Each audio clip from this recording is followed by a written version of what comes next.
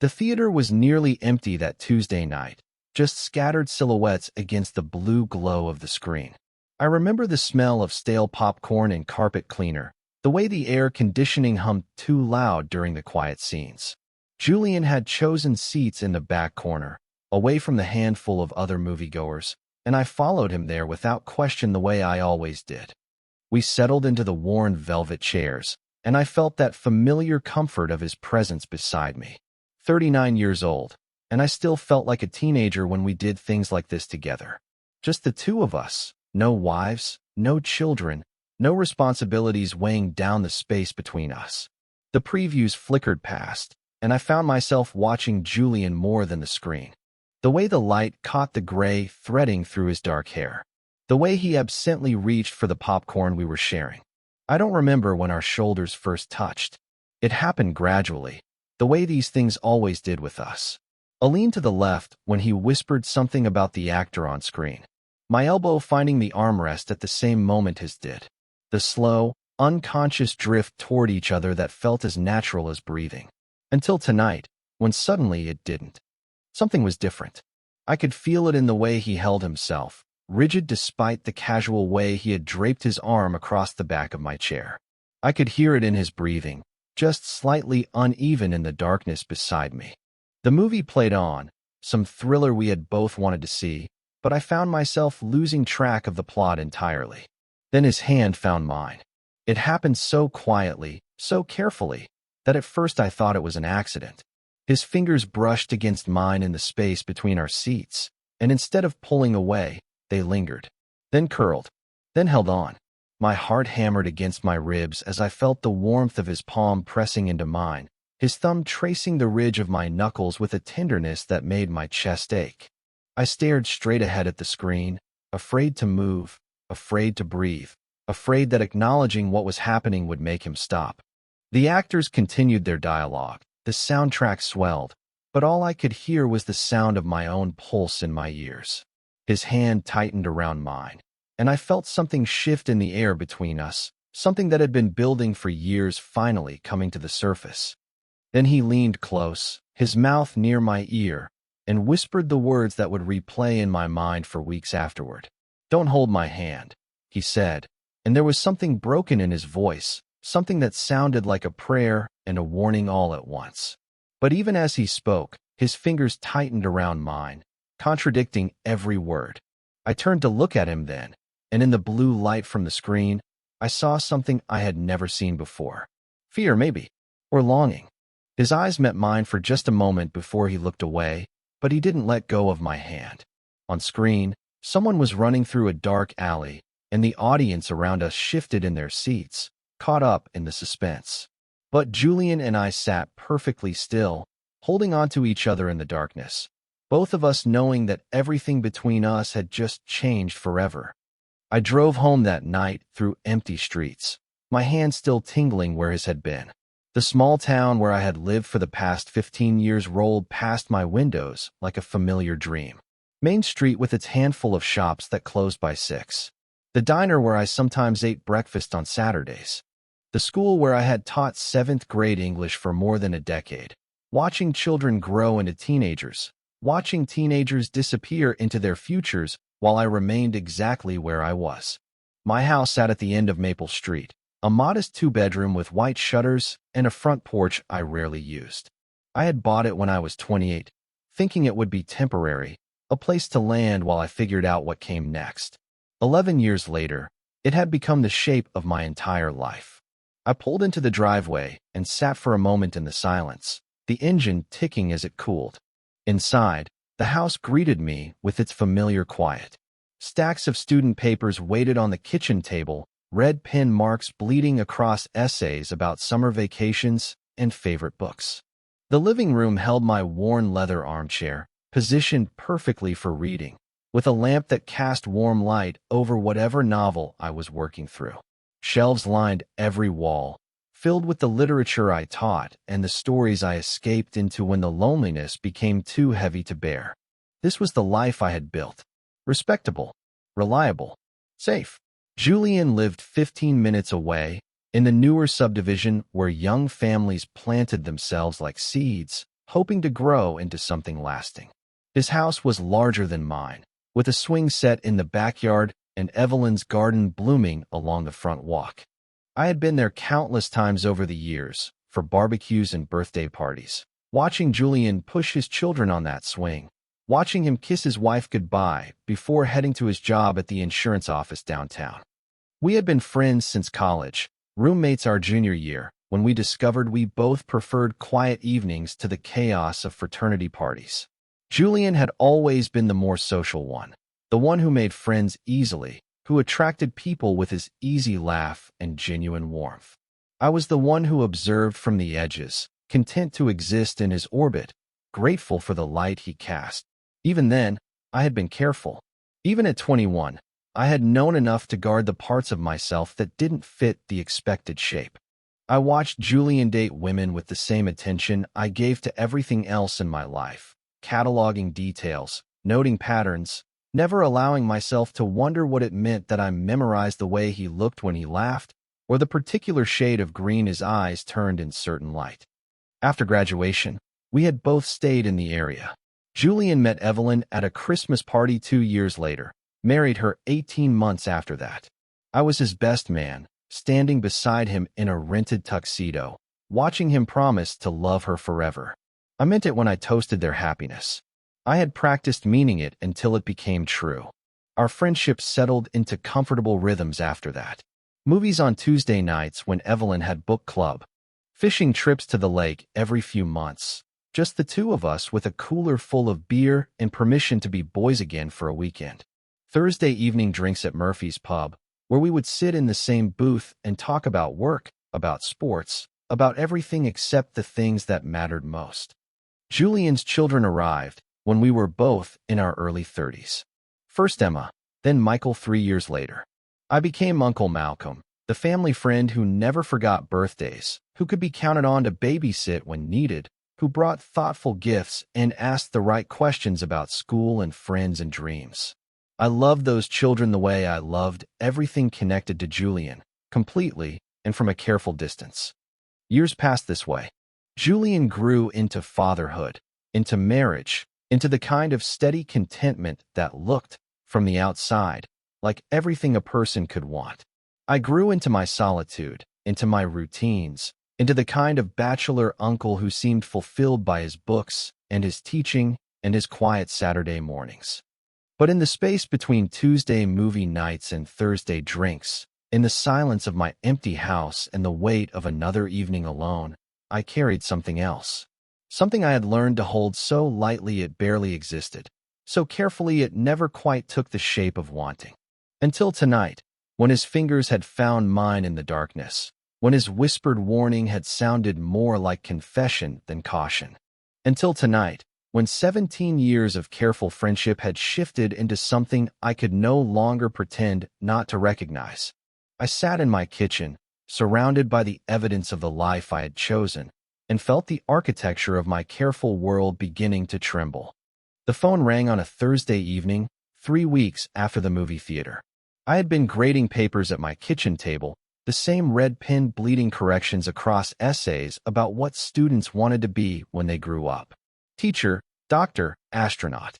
Always the same dreams, written in careful cursive, full of certainty I had never possessed at their age. Julian's voice came through the receiver warm but hesitant, the way it had sounded lately when we spoke. He told me Evelyn was going to visit her sister in Portland for the weekend, taking the kids with her. He had been planning to use the time to catch up on work, but then he remembered his in-laws' lake house sitting empty an hour north of town. Would I want to join him? Like old times, he said, and something in his tone made those 3 words sound both hopeful and desperate. I should have said no. Some deeper part of me, the part that had learned to recognize danger in the space between wanting and having, whispered that this was a mistake. But I heard myself saying yes before I could think it through. The anticipation in his voice when I agreed made my chest tighten with something I refused to name. We drove up separately on Friday evening. I followed his taillights along winding roads that grew narrower as they climbed into the hills, past farms and forests until we reached the gravel drive that led to the lake. The house was smaller than I had expected, a simple cabin with weathered shingles and windows that faced the water. Julian was already unloading his car when I pulled in beside him, and when he looked up to wave at me, his smile held an edge of nervousness that matched my own. Inside, the house felt like stepping into someone else's childhood. Mismatched furniture and faded photographs. The kind of place where families gathered for holidays and summers, where children learned to swim and adults remembered what it felt like to be young. Julian showed me to the guest room, a small space with twin beds and curtains that hadn't been updated since the 70s. "This okay?" he asked, and I nodded. Though something about the domesticity of it all, him leading me through rooms like we belonged there together, made my throat feel tight. We settled into the weekend with the easy rhythms we had perfected over years of friendship. Julian made coffee in the morning while I scrambled eggs. I washed dishes while he dried them, our elbows bumping at the small sink. We took the canoe out onto the lake and paddled to the far shore, where Julian knew a hiking trail from summers visiting as a teenager. We talked about work and books and the weather, all the safe subjects that had always filled the space between us. But something was different now. Every casual touch felt deliberate. When Julian handed me a beer, his fingers lingered against mine. When I reached past him to get something from the refrigerator, he didn't step away the way he usually would. We sat closer on the porch in the evenings, watching the sun disappear behind the trees, and I found myself hyper-aware of the 6 inches of space between us, the way it seemed to pulse with possibility. On Saturday night, Julian found an old movie on the cabin's ancient television. We settled onto the small couch with the lights dim and a bowl of popcorn between us, just like we had done hundreds of times before.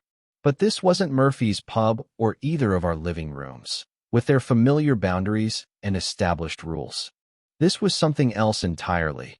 This quiet house where we were the only 2 people for miles, where the ordinary rules didn't seem to apply. The movie played, but I barely watched it. I was too aware of Julian beside me, the way his breathing had changed, the way he kept glancing at me in the flickering light from the screen. When he shifted closer, I felt my pulse quicken. When his shoulder pressed against mine, I thought about moving away but couldn't bring myself to do it. Then, just like that night at the theater, his hand found mine. But this time there was no whispered warning, no contradiction. This time he simply threaded our fingers together and held on, his thumb tracing small circles against my palm while we both stared at the screen, pretending to watch a story neither of us cared about. I don't know how long we sat like that. Long enough for the credits to roll, for the television to cycle back to static. Long enough for me to memorize the feeling of his hand in mine, the warmth of his shoulder against my shoulder, the sound of his breathing in the quiet room. When he finally let go to turn off the television, the loss felt like a physical ache. We said goodnight in the hallway outside our bedrooms, the same casual goodnight we had exchanged 1,000 times before. But as I lay in the narrow twin bed, staring at the ceiling and listening to Julian move around in his room next door, I knew that something fundamental had shifted between us. The careful architecture of our friendship had been quietly dismantled, piece by piece, over the course of this single weekend. I stayed awake long into the night, my hand resting on the blanket where his had been, feeling the weight of 17 years of unspoken things pressing against my chest like a held breath, finally demanding to be released. Sunday morning arrived with golden lights spilling across the lake and the sound of Julian making coffee in the kitchen. I found him standing at the window in his t-shirt and boxers, watching the water through the glass. And for a moment, I allowed myself to take in the sight of him like this. Unguarded. Domestic. Mine, in some small way that had never been true before and might never be true again. We were supposed to leave that afternoon, but Julian suggested we stay another day. Evelyn wouldn't be back until Monday evening, and the kids were happy with their grandparents. I should have made some excuse about work, about the papers waiting to be graded, about the lesson plans I needed to finish. Instead, I called in for a substitute teacher and watched relief wash over Julian's face like I had given him something precious. That extra day stretched into something languid and strange. We swam in the lake, and Julian's laugh when I splashed him sounded different than it ever had before, freer somehow. as if being away from his regular life had unlocked parts of himself I had never seen. When we hiked the trail that wound around the lake's far shore, he walked closer beside me than necessary, our shoulders brushing with every step. When I pointed out a hawk circling overhead, he leaned into me to follow my gaze, and I felt the warmth of his chest against my back. I found myself questioning everything. The way he handed me a towel after our swim, letting his fingers graze mine. The way he sat next to me on the porch that evening, close enough that I could smell his soap and feel the heat from his skin. Was I imagining the intentionality behind these touches? Reading meaning into gestures that had always been innocent? 39 years old, and I felt like a teenager trying to decode signals that might not exist at all. We drank too much that night. Julian found a bottle of whiskey in his in-laws' cabinet, and we sat on the porch watching the stars reflect on the dark water, passing it between us and talking in the loose, honest way that alcohol sometimes allows. The conversation drifted toward deeper currents. Julian talked about his job, how he felt trapped pushing papers for an insurance company when he had once dreamed of being a journalist. I told him about my students, how sometimes I felt like I was failing them by not pushing harder, not expecting more. Then he grew quiet for a long moment, staring out at the lake. Sometimes I feel like a stranger in my own life, he said finally. Like I'm watching someone else live it. Someone who looks like me, but isn't really me. Do you know what I mean? My heart hammered against my ribs because yes, I knew exactly what he meant. I had spent years feeling like I was performing the role of myself, saying the right things, making the right choices, never quite letting my real self surface. But instead of confessing this, I just nodded and took another drink, afraid that words might break whatever spell was keeping us suspended in this honest space. Julian looked at me then, really looked, and I saw something raw in his expression. Sometimes I wonder what would have happened if we had met at a different time, he said. If things had been different. I didn't ask what he meant by things being different, because I was terrified of the answer and even more terrified that there might not be one.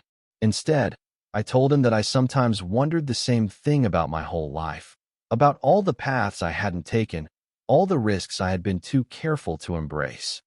We went to bed late that night, both of us unsteady on our feet, both of us avoiding eye contact as we said goodnight in the hallway.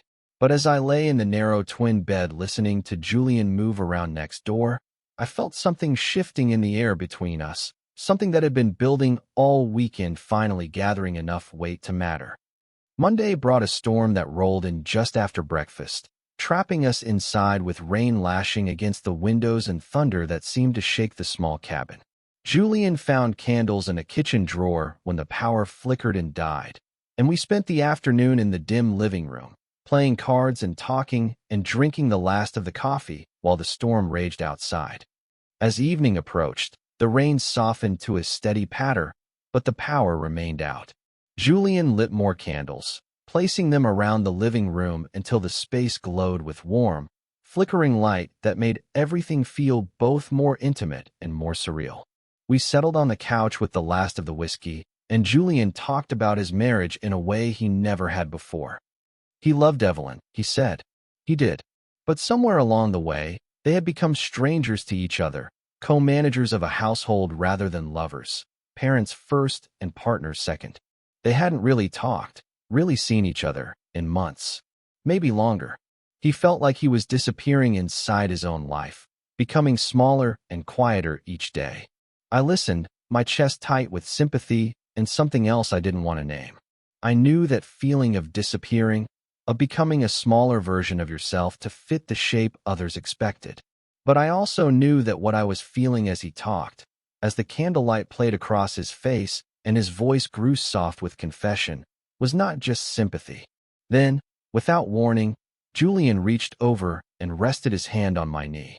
Not moving, not caressing, just resting there like it belonged. Like he had been wanting to do it all weekend and had finally worked up the courage. Neither of us moved. Neither of us spoke. The storm continued its gentle drumming against the roof, and the candles flickered in their glass holders, and Julian's hand stayed exactly where it was, warm and solid and real against my leg. I felt something inside me crack open, some carefully constructed wall finally, giving way under the weight of 17 years of wanting and 3 days of maybe. I looked down at his hand, then up at his face, and found him watching me with an expression I couldn't quite read. Fear, maybe, or hope, or both. We stayed like that until the candles began to burn low, his hand on my knee and both of us afraid to move, afraid to speak, afraid to do anything that might break the fragile moment we had somehow stumbled into together. I woke sometime after midnight to find Julian's bed empty. The storm had passed, leaving behind the kind of profound quiet that only comes after rain, when the world feels washed clean and waiting. Through the window, I could see a figure sitting on the porch, silhouetted against the dark lake. I pulled on my jeans and wrapped a blanket around my shoulders before stepping outside. Julian sat on the porch steps in his t-shirt and boxers, a cigarette glowing between his fingers. I hadn't seen him smoke in years, not since college, and the sight of him like this, so still and solitary, made something twist in my chest. He didn't look up when I settled beside him, just took another drag and stared out at the water. The lake stretched before us like black glass, reflecting the scattered stars and the thin slice of moon that had emerged from behind the clouds. In the distance, a loon called out, its voice lonely and wild in the darkness. We sat in silence for a long time, me wrapped in my blanket, him with his cigarette burning down to nothing between his fingers. The air smelled of rain and pine and the faint tobacco smoke that drifted between us. I could feel the warmth of his body beside me despite the cool night air, could hear his breathing, slightly uneven, like he was working up to something. Finally, he spoke, his voice so quiet I had to lean closer to hear him. "I know what I'm doing isn't fair," he said, still not looking at me. The cigarette had burned down to the filter, but he held on to it anyway, rolling it between his fingers like a worry stone. I waited, my heart hammering against my ribs, knowing that whatever came next would change everything between us, one way or another. "I don't want to lose you," he continued, and there was something broken in his voice, something that sounded like it had been held inside for too long. "But I don't even know what I want from you." His laugh was bitter, self-aware.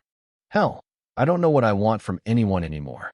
The loon called again, farther away this time, and I felt the weight of 17 years pressing against my chest like a held breath.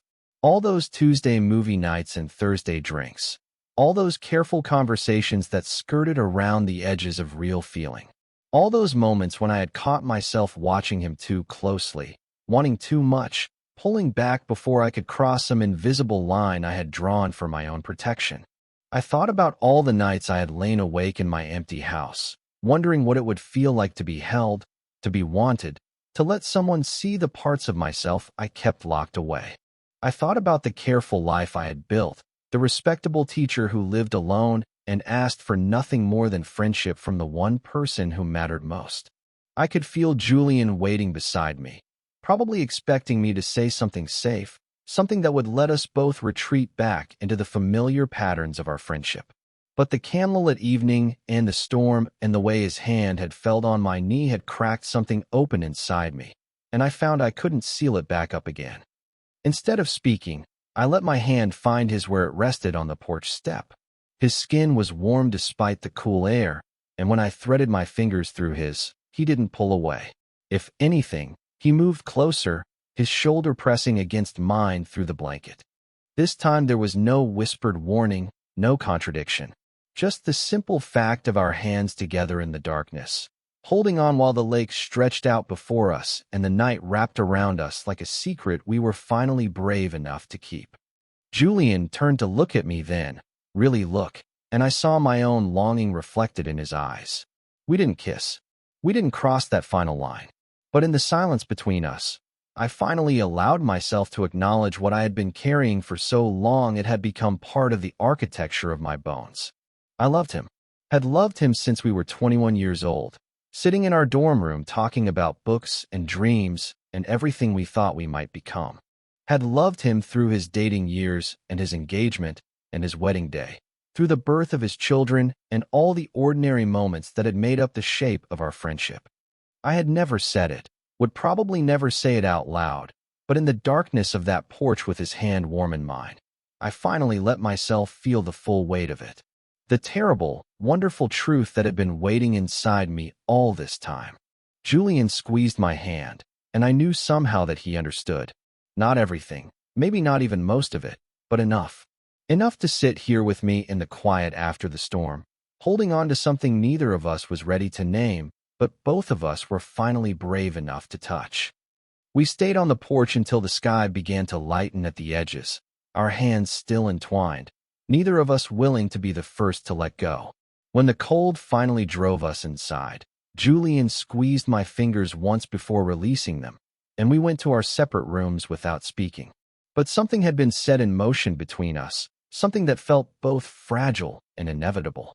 I didn't sleep the rest of that night. I lay in the narrow twin bed staring at the ceiling, replaying every moment from the weekend, every touch and glance and word. The way Julian had looked at me in the candlelight, the weight of his hand on my knee, the broken honesty in his voice when he admitted he didn't know what he wanted. Tuesday morning arrived gray and subdued, the kind of overcast day that makes everything feel muted and distant. We were supposed to leave by noon, but Julian moved through the cabin like he was sleepwalking, making coffee with mechanical precision, packing his things with unusual slowness. When I asked if he wanted to take one last walk around the lake, he shook his head without looking at me. Something had shifted overnight. The easy intimacy of the previous days had been replaced by a tension I could feel in the space between us, in the way Julian avoided meeting my eyes, in the careful distance he kept as we moved around the small kitchen. I understood, even as it made my chest ache. The weight of his real life was settling back onto his shoulders, reminding him of everything he stood to lose. By the time we loaded our cars, Julian had retreated so far into himself that he felt like a stranger. He stood beside his car with his keys in his hand, looking anywhere but at me, and I realized he was already gone. Already back in his other life, the one where he was a husband and father and responsible member of the community who couldn't afford to want things he couldn't have. The drive back was torture. I followed his taillights down the winding mountain roads, watching his rigid posture through the rear window, and felt the weekend dissolving like something that had never been real at all. Every mile brought us closer to the ordinary world where our friendship had rules and boundaries and careful distances that we had spent 3 days forgetting.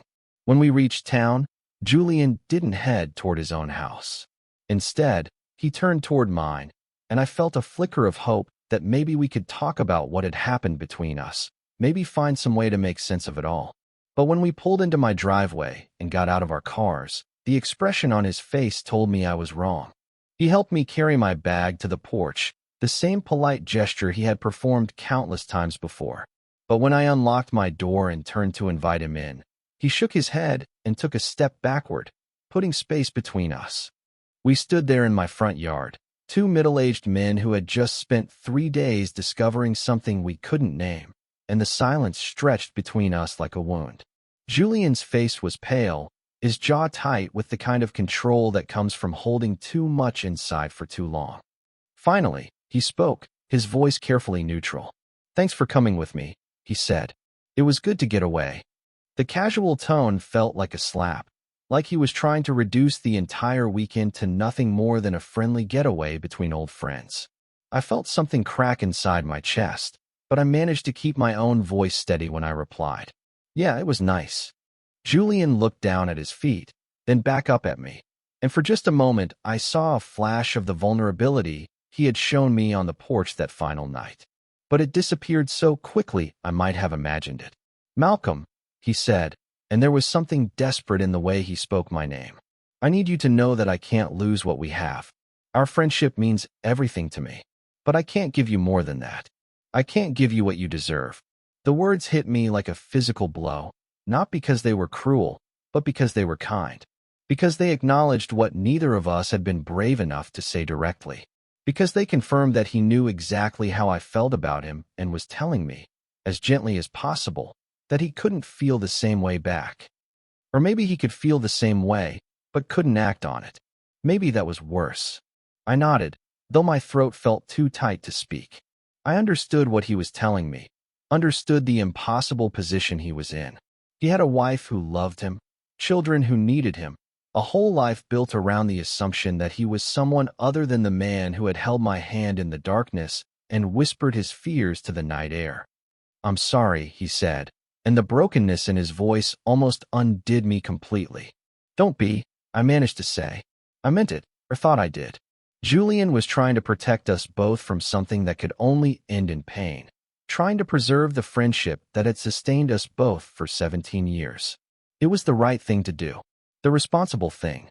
But as I watched him walk back to his car, saw the way his shoulders curved inward like he was carrying something too heavy, I felt something inside me break open completely. Not my heart, exactly. Something deeper. Some fundamental understanding of who I was and what I was willing to accept from life. Julian drove away without looking back, and I stood in my front yard watching his taillights disappear around the corner. Then I went inside to my quiet house, set down my bag, and sat at my kitchen table in the growing dusk. My phone was silent. The house was silent. Everything was exactly as I had left it, as if the weekend had never happened at all. I sat at my kitchen table as the last light faded from the windows, surrounded by the familiar objects of my carefully constructed life. The stack of ungraded papers where I had left them. The coffee mug I had used Friday morning, still sitting in the sink. The novel I had been reading, bookmarked at chapter 3, waiting for me to return to someone else's story. Everything was exactly as it had been, but I felt like a stranger in my own house. The silence pressed against me differently now, not the comfortable quiet of solitude, but something heavier, more aware. I understood now what Julian had meant about feeling like he was watching someone else live his life. That person who had driven away from the lake house that morning, who had nodded and smiled and pretended to understand Julian's carefully worded goodbye, felt like someone I had been pretending to be for so long I had forgotten there might be another version of myself underneath. My phone buzzed against the table, startling me from my thoughts. A text from Julian, sent 20 minutes after he had left my driveway. "Thanks for the weekend. Don't forget me." I stared at the message for a long time, reading it over and over, trying to decode the meaning behind those 7 words. Was it gratitude? Apology? A plea? All 3. The Julian I had known for 17 years would have called, would have wanted to talk through everything, to make sure we were okay. But that Julian lived in a world where our friendship had clear boundaries, where 3 days at a lake house was just 3 days at a lake house, and nothing more. Don't forget me. As if I ever could. I set the phone aside without responding. What was there to say? That I would never forget the way he had looked at me in the candlelight, or the weight of his hand on my knee, or the broken honesty in his voice when he told me he didn't know what he wanted. That I understood his choice even as it left me feeling hollowed out and raw. That I loved him enough to let him go back to his life without making it harder than it already was. Instead, I looked down at my own hand resting on the table. The same hand he had held that final night on the porch, fingers entwined in the darkness while we sat suspended between what was and what might have been. My skin still remembered the warmth of his palm, the gentle pressure of his thumb against my knuckles. For 3 days, this hand had been wanted, had been held, had been part of something larger than the careful solitude I had built around myself. Now it lay flat against the wood grain of my kitchen table, ordinary and alone. The house settled around me with small sounds, the refrigerator humming, the old pipes ticking as they cooled. These were the sounds that had kept me company for 11 years, the soundtrack to countless evenings spent grading papers and reading books and going to bed alone. But tonight they felt different. Not comforting but hollow, like echoes of a life I was no longer sure I wanted to live. I thought about Julian driving home to his house on the other side of town, walking through his front door to find Evelyn and the children waiting for him. Probably Emma would run to hug him, and Michael would want to tell him about something that had happened while he was away. Evelyn would ask about the weekend, and Julian would tell her it was fine, relaxing, that Malcolm and he had caught up and enjoyed the quiet. All of it true and none of it the whole truth. For the first time in my adult life, I felt the full weight of what I had been accepting. Not just Julian's unavailability, but my own willingness to disappear inside the margins of other people's lives. To be the reliable friend, the bachelor uncle, The teacher who cared more about his students' stories than his own. To ask for so little that no one ever had to worry about disappointing me. But something had shifted during those 3 days at the lake house. Some carefully maintained wall had cracked, and I couldn't seem to put it back together. The part of me that had learned to be grateful for whatever scraps of intimacy I could find, to never ask for more than was freely offered, felt suddenly fragile and insufficient. I didn't know what came next. I didn't know how to live with this new awareness, this understanding of how much of myself I had kept locked away.